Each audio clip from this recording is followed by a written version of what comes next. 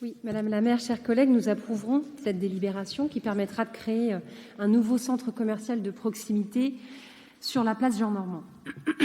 La présence de commerces, de cafés, de restaurants ou de tiers-lieux est un levier essentiel de l'attractivité et de la qualité de vie d'un quartier.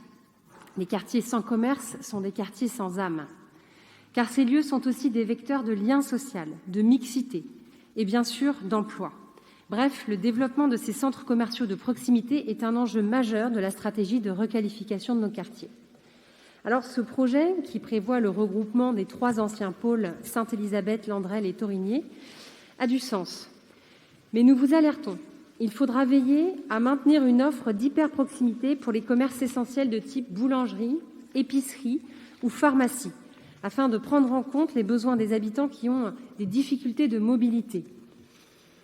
Prenons l'exemple, par exemple, d'une personne âgée résidant allée de Lituanie qui pouvait autrefois acheter son pain à la boulangerie de Sainte-Élisabeth en quelques pas.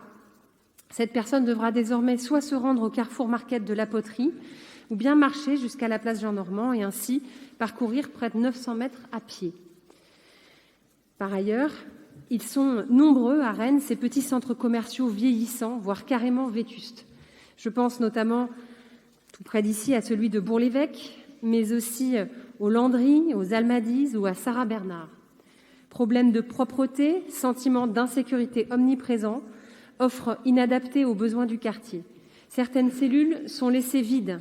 Les pharmacies et les boulangeries s'en vont. Je ne parle même pas des boucheries traditionnelles qui, elles, ont disparu depuis belle lurette. Madame la maire, vous avez été longtemps en charge de la cohésion sociale et des quartiers prioritaires ici dans ce conseil municipal. Vous avez, dans une certaine mesure, refusé de voir ce problème, car il s'agissait de venir en aide à des acteurs privés. Rien n'a bougé depuis des décennies et on a laissé, dans les centres que je viens de citer, les situations se dégrader.